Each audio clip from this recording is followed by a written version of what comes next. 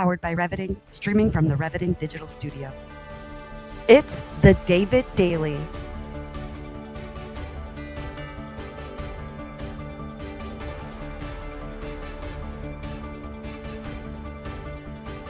Exploring frontier technology, artificial intelligence, quantum innovation, and the intersection of faith, funding, and the future. Here's your host, David Goki. Episode 17. Welcome to David Daily. Yes, I've got a Santa Claus hat thanks to my new friend Sarah. I'm actually sitting in her office. And this is an incredible day to go live. First of all, we have lots of news today, so we're going to jump right in. And typically, we start with a current events segment. Today, we're actually going to take off the current events segment and focus just on an AI chat GPT demonstration. So today we've got a chat GPT demonstration coming to you live right here. What's beautiful about this is you can see exactly how I generate the show. So this is our news segment for the day. So NVIDIA expands their AI chip production amid global demand. NVIDIA continues ramping the H200 and next gen AI accelerators. So the reason why this is important is very interesting because, believe it or not, we had some interesting current events come up this past week where we saw that there's actually some pretty interesting tensions for AI acceleration. So this highlights how the AI infrastructure spending is becoming more non-optional for global competitiveness. Also, secondly, we see the Federal Reserve, right, is signaling cautious rate path into 2026. We had talked about this earlier this year, but we see that the Federal Reserve is actually reducing the federal rate, which means that homes will be easier to buy, you'll pay less interest long term, but we're actually seeing that more families are actually delisting their homes, which is pretty interesting, meaning they had their home for sale, but now they want to invest Christmas in their home. So I thought that that was a very interesting current event bit, right? And capital costs remain the key variable for startups, right? So in the startup world, we know that cash is king and you need to have capital to make that happen. Well, guess what? With the lower interest rate, you have more access to capital, real estate, and technology investment. So maybe this, this is just speculation, but maybe there's an opportunity to increase into what we would call the federal expansion from technology investment, real estate, and the cost of capital. So we find that very interesting. The next piece of news is that big tech is rebalancing hiring towards AI and infrastructure roles. We recently talked about infrastructure as code and code as infrastructure, but now we actually have AI as infrastructure.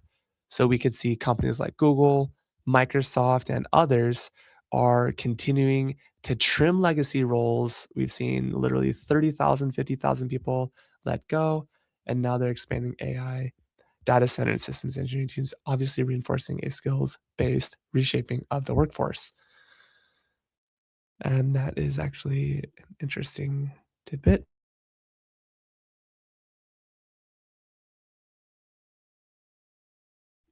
Had a little bit of a bit there. So now we actually see that as we're going into the Boeing piece, we've been following the aerospace engineering industry, and we actually see that Boeing defense program is facing a renewed delivery scrutiny. They had struggled with Air Force One. Obviously, previously last year, Boeing had committed to a new Air Force One fleet. Then we had Saudi Arabia come in, say they were going to provide a $400 million jet with gold plated everywhere. And then that fell through because of international security concerns. Of course, you have any type of high level airplane type of a vehicle, you'd want that vehicle to be outfitted with security, with safety, with upgraded technology, communications, radar defense, all that. And so we can actually see that Boeing is actually struggling to deliver that. And there are ongoing delays, not only in aerospace, but also across other defense contracts are really concerning because that raises potential issues concerning execution risk, supplier coordination, and national procurement timelines. So what's very interesting about that is Boeing here is really struggling to bring a high quality level of engineering directly to what we would call our aerospace engineering movement. And I'm just zooming in here. So if you're tuning in from mobile or you're tuning in from a desktop or wherever you're tuning in from, you can read and see what's happening. And finally, the fifth current event, which is super interesting to me, is that crypto markets are actually now stabilizing as institutional flows increase. So what this means is that Bitcoin and Ethereum show steady movement as ETF inflows and custody infrastructure mature. Volatility, of course, remains, but institutional participation continues to deepen. We saw that the CEO of BlackRock came out recently and said that he, as an institutional investor and identifying in the boomer generation, was going to allocate more of his BlackRock fund into digital currencies and global currencies. Now, why is this important? It's important because we're going to see the digital currency stabilize and actually create more opportunity for people who are investing into digital currencies and cryptocurrencies. Now, I am not a financial advisor. This is not financial advice. This is not legal advice. I'm not a lawyer. But what I am is someone who pays attention to the news, and I'm surrounding myself with lots of people. So if you're in the news or if you're around, I would recommend taking a look at the crypto markets, especially end of year. We're under that $100,000 mark. Of course, this summer we got way above that. And I would actually have you follow the Wealth Producers Academy by none other than Josiah Silva, who is the head pastor at the Freedom OC Church in Orange County, California. Shout out West Coast. Little shout out for them. I'm part of their monthly call, and some of our news actually was on their call in terms of Broadcom being mentioned. We saw Tesla stock being taken a look at and other stocks as well. So if you don't have a monthly experience like that, I would recommend you do that. All right. The next piece of our show is the quantum topics section. So before we go into quantum topics, I just want to say thank you for watching. Please like, please comment, please subscribe. We would love to see you in the comments.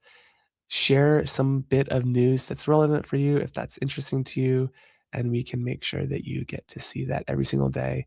We have over 500 people watching each and every day, which is awesome, on the David Daily, streaming on TikTok in the pre-show across all major platforms, supporting TikTok, TikTok Shop, and others. So thank you so much for tuning in.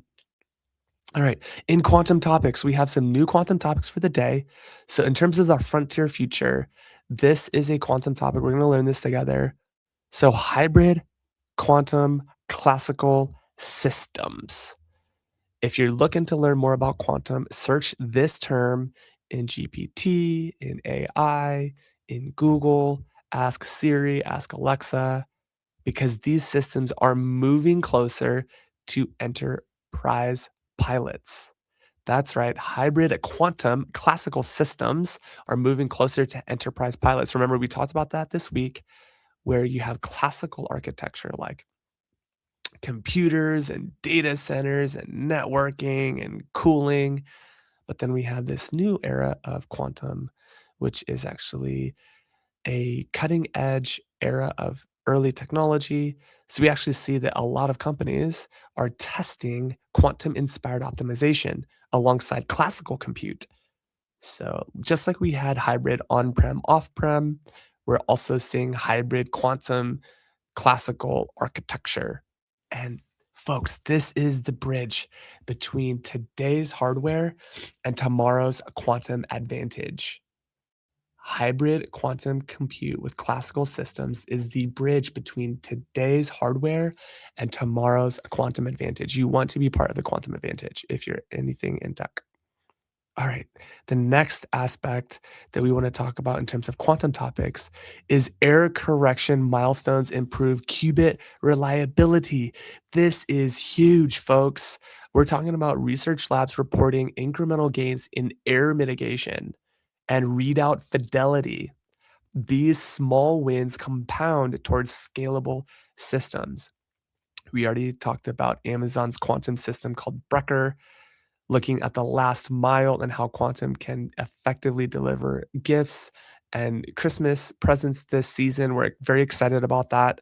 And we also know that the quantum experience is going to continue to flow, especially as we see some of these hybrid workloads coming to fruition. And what I like about the hybrid workflows is that we're actually seeing that line up with the qubit reliability. These last mile workflows are leading to the qubit reliability.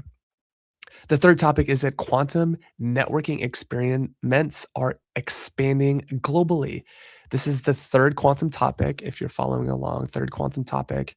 And the importance of this is just saying that early interoperability tests are hinting at a future quantum internet. You heard it here first, 1117 New York time on Wednesday, December the 17th. We're heading into a quantum internet. If you've not heard about this, it's focusing on security, synchronization, and trust layers, which are becoming an active part of research priorities. In other words, how do you create trust, synchronization, and other aspects of the quantum? And our fourth topic, as we look into the quantum computing edge, we know that there's something very interesting happening in quantum. If you've been following this, you know that quantum is actually coming to a store near you, if you will, and it's coming with nuclear.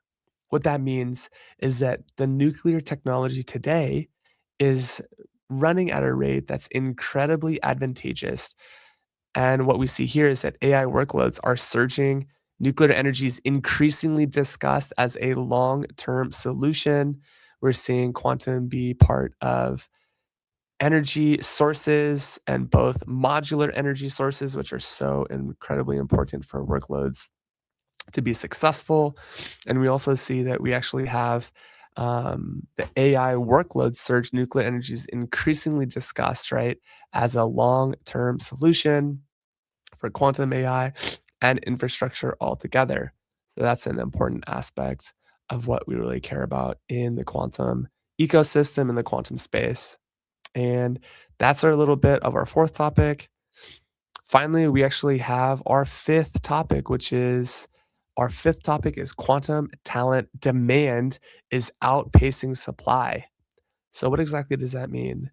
That means that the quantum need, that's exactly right. The quantum need for talent, for people, for those people who are investing in learning quantum, we're really seeing that this segment is looking this industry currently is really looking for that quantum aspect to be embedded directly into the talent piece. So if you're thinking about what to do with your career, if you're thinking about what to do next in your job situation, why don't you take a quick quantum class or continue to subscribe to the quantum topics section of the David Daily, and you'll start to set yourself apart for the quantum world. And I really love that to be able to be different, to be differentiated. And that is why long term commitment rather than hype cycles to quantum is actually finally here. In fact, it's been here in a big way like it's never been before. So we're seeing that quantum supply is actually in big demand, which is should come to no surprise. So with that being said, I would like to transition to our AI and faith section. Our AI and faith section is where we talk about AI, emerging technology, and the role that religion, faith, and spirituality play in AI and technology, of course. So AI and faith is an awesome segment. It's a segment that I personally really care about.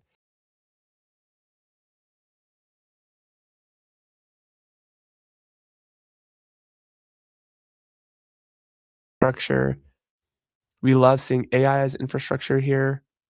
We also love seeing that because faith traditions are continuing to emphasize responsibility, stewardship, human dignity, and AI development. Ethics becomes infrastructure, not an afterthought.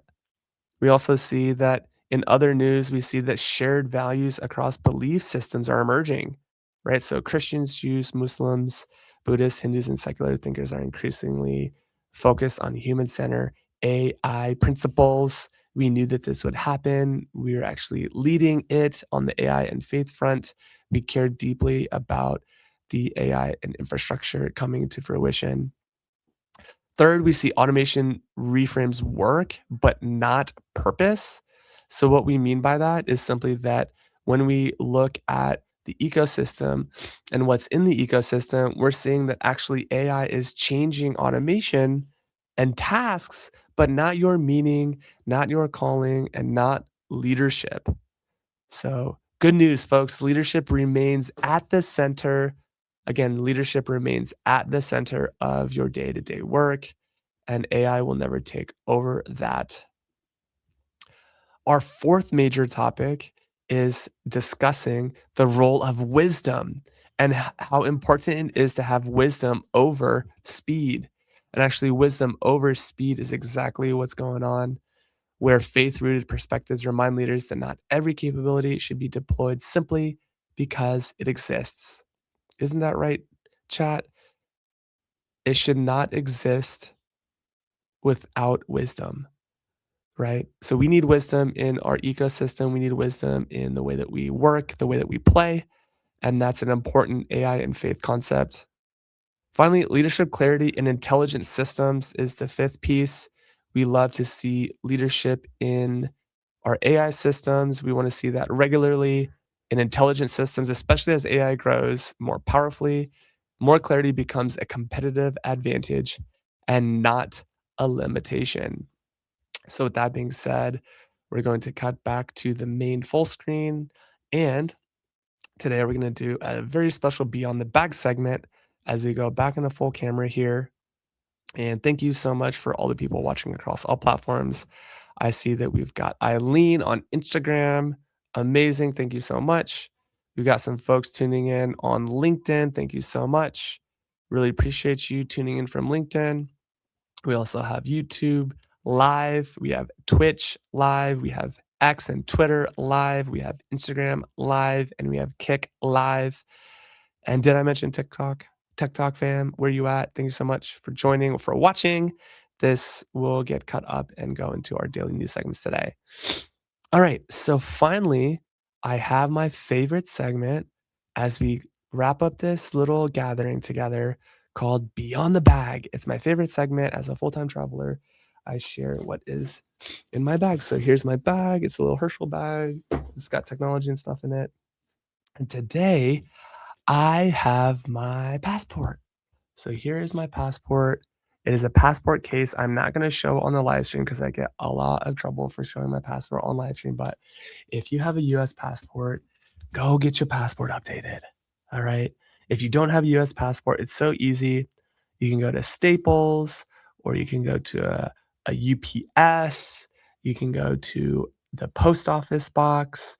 You will need a standard photograph of you, ideally not smiling all the way, just like a professional, nice, kind smile.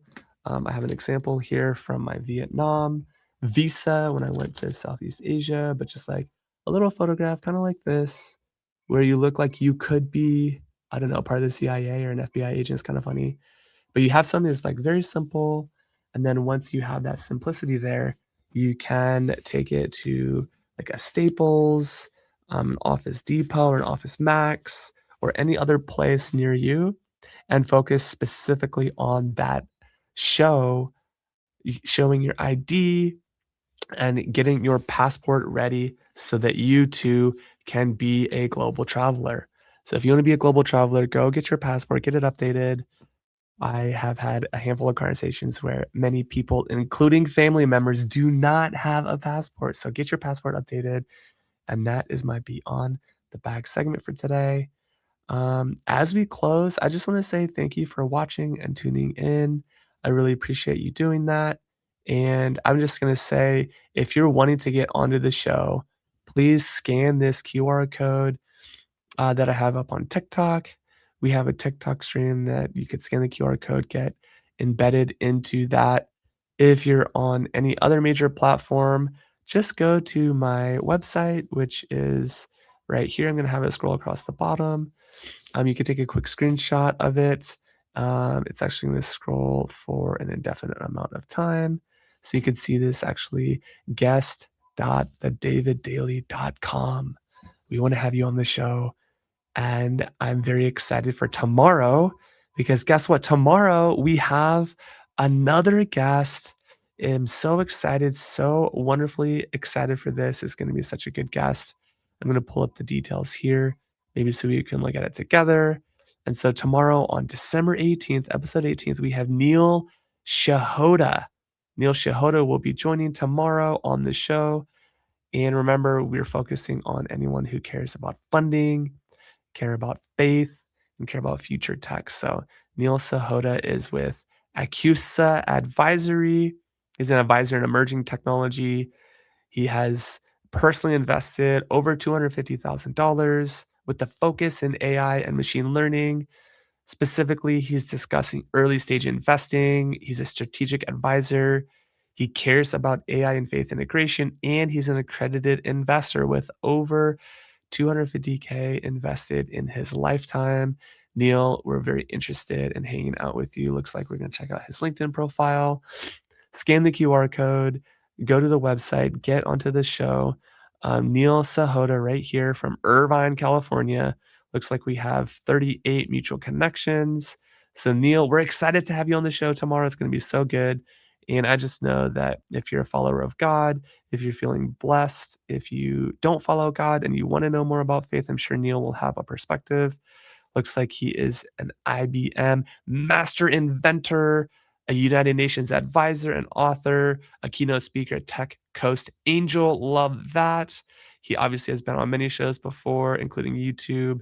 And we're seeing that he has a very active LinkedIn with over 53,000 followers. It's going to be so great to see Neil this week, tomorrow, live on the show. He's the CEO of ASCII Labs for the last 4 years and 5 months, responsible for providing strategic, financial, and operational leadership for the ASCII Labs, close coordination and work with his board of directors, leadership team, and you named it, a strategic business partnership that he offers, as well as being a professional speaker for over 16 years. Some of y'all watching this were like 9 when you were 16 years ago. So if you're in your mid 20s, this kid was speaking when you were a child, myself included. So I'm excited for that. It's going to be so fun. And we're so blessed to be able to have someone like Neil on the show. Again, if you're wanting to be on the show, just scan the QR code, get on the show. We'd love to have you. And of course, subscribe, watch, share this with your friends, your family. Mark, really appreciate you joining the live stream. We're going to end this live show right now. Thank you so much for watching, and we'll see you tomorrow at 8 a.m. Pacific time, 11 a.m. New York.